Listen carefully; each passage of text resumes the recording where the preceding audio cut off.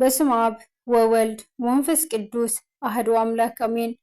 ጥበብ ኢያሱ ወዲ ሲራክ ምዕራፍ 1 ዕቤት ጥበብ ኩሉ ጥበብ ካብ እግዚአብሔር እዩ ዝመጽእ ኩሉ ጥበብ ከዓ ንዘለዓለም ምስኡ እዩ ዝነብር። ነቲ ኣብ ወሰን ባሕሪ ዘሎ ሕጻ ወይ ነጠብጣብ ዝናብ ወይ ናይ ዘለዓለም መዓልትታት ክቆጽር ዝኽእል መን እዩ?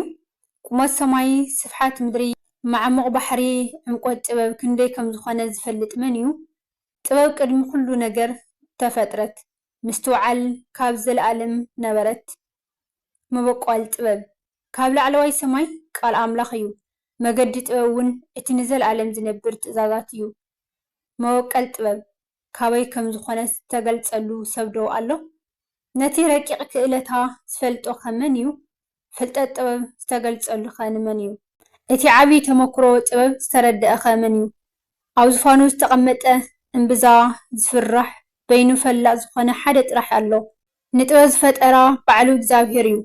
ምስ ረኣያ ክብርቲ ምዃና ፈለጣ ንዝፈጠሮ ዘበለ ከዓ ብኣኣ መልአ። ጥበብ ዘይተወሃበቶ ወዲ ሰብ የለን። ኣብቶም ዘፍቅሮም ግና ኣብዚሑ ኣፍሰሳ። ንእግዚአብሔር ምፍራሕ ክብርን ልዕልናን እዩ። ዘውዲ ሓጎስን ደስታን ከዓ ይደፍአልካ። ንእግዚአብሔር ምፍራሕ ንልቢ የሐጉሶ። ንነዊሕ ዕድመን ሙሉእ ሓጎስን ከዓ ይህበካ። መወዳእታ እቲ ንእግዚአብሔር ዝፈርሕ ሰብ ሰናይ እዩ። ብመዓልቱ ሞቱ እውን እግዚአብሔር ክባርኾ እዩ። መጀመርታ ጥበብ ንእግዚአብሔር ምፍራሕ እዩ። ነቶም እሙናት ገና ኣብ ማህፀን ከለው እያ ትወሃቦም። ንሳ ካብ ጥንቲ ዘመን ጀሚራ ምሳና እያ። እቲ ዝመጽእ ወለዶ ከዓ እምነቱ ኣብኣ ክኸውድቕ እዩ። ምልኣት ጥበብ ማለት ንእግዚአብሔር ምፍራሕ እዩ። ንሳ ብህያባታ ፈጺማ ተዕግበና። ልብና ብዝብህጎ ኩሉ ገዛናን ማዕኸናን ትመልእ። ዘውዲ ጥበብ ማለት ንእግዚአብሔር ምፍራሕ እዩ። ብሰላምን ብምሉእ ጥዕናን ከም እትነብር ትገብረካ። ጥበብ ፍልጠትን ምስትውዓልን ከም ዝናብ ትሰድድ። ነቶም ዝቕበልዋ ድማ ክብሪ ትውስኸሎም። ሱር ጥበብ ንእግዚአብሔር ምፍራሕ እዩ። ጨናፍራ ከዓ ነዊሕ ዕድመ እዩ። ንእግዚአብሔር ምኽባር ካብ ሓጢአት የርሕቕ። ንእግዚአብሔር ዝፈርሕ ሰብ ንቁጣዓኡ ኣርሒቑ ይሰጉ። ገዛእ ርእስኻ ምምላኽ ምኽንያት ዘይብሉ ቁጣዓ ቅቡል ኣይኮነን። ከም እትወድቕ ክገብረካ ይኽእል እዩ። ተዓጊስካ ተጸበ። ድሓር በቲ ዝገበርካዮ ክትሕጎስ ኢኻ። ልክዕ እትዛረበሉ ግዜ ክሳዕ ዝበጽሕ ስቕ በል እሞ በቲ ሰናይ ጠባይካ ዝና ክትረክብ ኢኻ።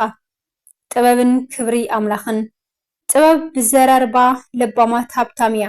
ሓጣን ግና መንፈሳዊ ንምዃን ካብ ምንዓቕ ሓሊፎም ገለ ነገር የብሎምን። ጥበበኛ ክትከውን እንተኽደሊኻ ትእዛዛት እግዚአብሔር ሓሉ።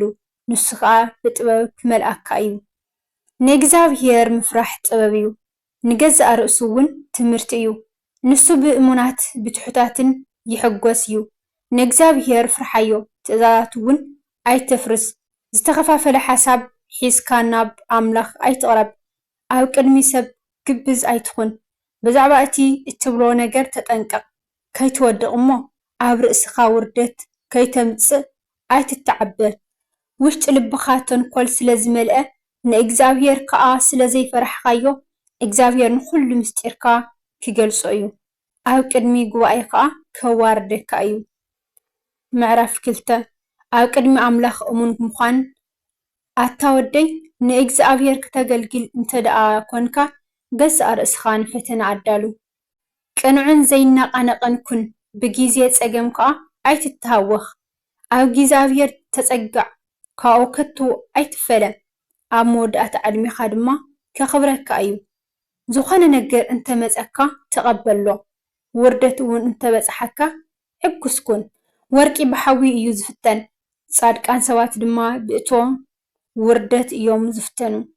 ብእግዚአብሔር ተኣመን ንሱ ድማ ክሕግዘካ እዩ። ብቕኑዕ መገዲ ሰጉም ተስፋኻ ድማ ኣብኡ ግበር። ኣቱም ኩልኹም ንእግዚአብሔር እትፈርሑ ምሕረቱ ክትርእዩ ተጸበይዎ። ከይትወድቁ ካብኡ ኣይትርሓቑ። ኣቱም ኩልኹም ንእግዚአብሔር እትፈርሑ እመንዎ፣ ዓስብኩም ከዓ ብርግጽ ክህበኩም እዩ። ኣቱም ኩልኹም ንእግዚአብሔር እትፈርሕዎ ዘለዓለማዊ ሓጎስን ምሕረትን ሰናይ ህያባትን ክወሃበኩም ተስፋ ግበሩ። እስከ ንድሕሪት ተመሊስኩም ነቲ ናይ ጥንቲ ወለዶ ሕሰብሉ። ኣብ እግዚኣብሔር ዝተኣመነ ሰብ እሞ ዝሓፈረ ወይ ህይወቱ ሙሉእ ንእግዚኣብሔር ዘኽበረ እሞ ዝተሓደገ ወይ ከዓ ንእግዚኣብሔር ፀዊዑ መልሲ ዝሰኣነ ዶ ርኢኹም ትፈልጡ? እግዚኣብሔር ሕያዋይን ብምሕረት ዝመልአን እዩ። ሓጢኣት ዝሓድግን ብመዓልቲ መከራና ዝሕልወናን ንሱ እዩ። እቶም ብግዜ ስደት ልቦም ዝመልኦም ኢዶም ዝለምሰ ብኽልተ መገዲ ዝኸዱ ሓጢኣተኛታት ሰባት ወይልኦም። እቲ ልቡ ዝመልቆ ፈራሕ ወይልኡ እምነት ስለ ዘይብሉ ሓለዋ ኣይክረክብን እዩ። ኣቱም ተስፋ ዝቆረፅኩም ወይለኹም እግዚኣብሔር ክፈርደኩም ክመፅእ ከሎ ደኣ እንታይ ክትገብሩ ኢኹም? እቶም ንእግዚኣብሔር ዝፈርሕዎ ንትእዛዛቱ ኣየፍርስዎን እዮም። እቶም ዘፍቅርዎ ድማ ከም ፍቓዱ ኮይኖም ክነብሩ እዮም። እቶም ንእግዚኣብሔር ዝፈርሕዎን ዘፍቅርዎን ከሐጉሶም ይፅዕሩ፣ ንገዛእ ርእሶም ከዓ ንሕጉ ይግዝኡ። እቶም ንእግዚኣብሔር ዝፈርሕዎ ኩሉ ሰዓዕ ከገልግልዎ ድልዋት እዮም። ኣብ ቅድሚኡ እውን ገዛእ ርእሶም ትሕት የብሉ። ዕቤት ምሕረቱ ከም ዕቤት ግርምኦ እዩ እሞ ኣብ ኢድ ሰብ ካብ ምውዳቕ ኣብ ኢድ እግዚኣብሔር ምውዳቕ ይበልፅ ድማ ይብል። ምዕራፍ 3 መሰል ወለዲ ደቀየ ንኣይ ነብኹም ስምዑኒ ተሓሊኹም ብሰላም ምእንቲ ክትነብሩ ከምዚ ዝብለኩም ግበሩ። ከመይ እግዚኣብሔር ንወለዲ ኣብ ልዕሊ ደቆም ስልጣን ሂብዎም እዩ። ኣደ እውን ኣብ ልዕሊ ደቃ ስልጣን ከም ዘለዋ ኣረጋጊፁ እዩ። ነቦኻ እንተ ኣኽበርካ ሓጢኣትካ ይስረየልካ፣ ነዴኻ እንተ ኣኽበርካ ከዓ ብዙሕ ሃብቲ ትድልብ። ነቦኻ እንተ ኣኽበርካ ሓደ መዓልቲ ድማ ደቅኻ ክሕጉስካ እዮም። እግዚኣብሔርካ ጸሎትካ ክሰምዕ እዩ። ነቦኻ ብምኽባር ነዴኻ ከም እትሕጉስ ብምግባርን ንእግዚኣብሔር እንተ ተኣዘዝካ ዕድሜኻ ነዊሕ ክኸውን እዩ። ንወለድኻ ከም ባርያኦም ኮንካ ተኣዘዞም። ምርቃኡ ናባኻ ምእንቲ ክዓስል ነቦኻ ብትብሎን ብትገብሮን ኩሉ ኣኽብሮ። ምርቃ ወላዲ ኣባይቲ ውሉድ የጽንዕ፣ መርገም ወላዲት ካብ ሱር መሰረቶም ይምንቁሶም። ነቦይ ኣዋሪደዮ እንዳበልካ ኣይትከበር። ከመይ ውርደት ኣቦኻ ክብርኻ ኣይኮነን። ክብርኻ ካብቲ ነቦኻ ዘርኣኻዮ ክብሪ እዩ ዝመጽእ። ነዲኦም ዘየኽብሩ ውሉድ ውርደተኛታት እዮም። ኣታ ወደይ ነቦኻ ምስ ኣረገ ተኸናኸኖ፣ ብሂወቱ ክሳዕ ዘሎ ድማ ብገለ ነገር እኳ ኣይትሕዝኖ። ኣእምሮኡ እንተ ኣጥፍኦ እውን ተዓገሶ። ንስኻ ጥዑይን ሓያልን ስለ ዝኾንካ ኣይትንዓቆ።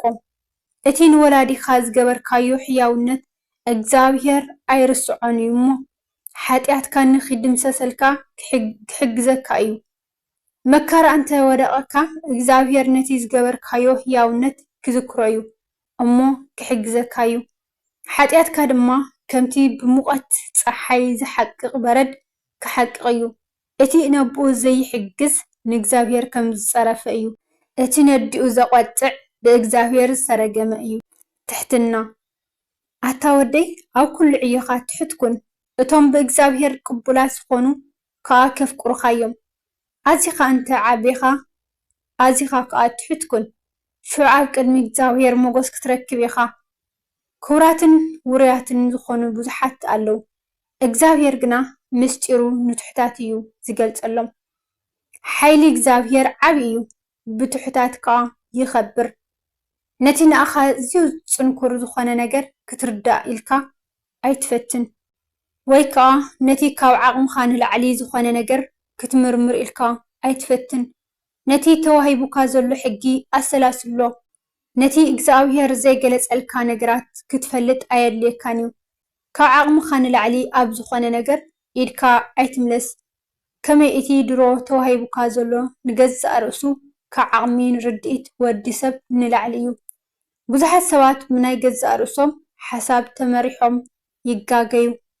እቲ ጌጋ ሓሳባቶም ከዓ ነቲ ፍርዶም ናብ ጌጋ ይመርሖ። ዓይኒ እንተ ዘይብልካ ክትርኢ ኣይትኽእልን ኢኻ። ፍልጠት እንተ ዘይብልካ ከዓ ጥበብ ኣሎኒ ኢልካ ኣይትዛረብ።